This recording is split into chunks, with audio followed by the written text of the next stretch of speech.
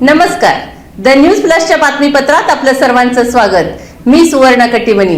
सुरुवातीला एक नजर ठळक घडामोडींवर। पालकमंत्री चंद्रकांत पाटील यांच्या अध्यक्षतेखाली डीपीसीची बैठक संपन्न। शहराला 3 दिवसाआड पाणी देण्याचे पालकमंत्र्यांनी दिले आदेश। द न्यूज प्लस परिवाराच्या वतीनं माजी आमदार दिलीप माने यांना वाढदिवसानिमित्त देण्यात आल्या शुभेच्छा। भावी समाजकार्यासाठी व्यक्त करण्यात आल्या सदिच्छा। मराठा आणि धनगर समाजातील काँग्रेस पदाधिकाऱ्यांनी खासदार प्रणिती शिंदे यांचे मानले आभार। अधिवेशनातील कामगिरीबाबत करण्यात आलं अभिनंदन।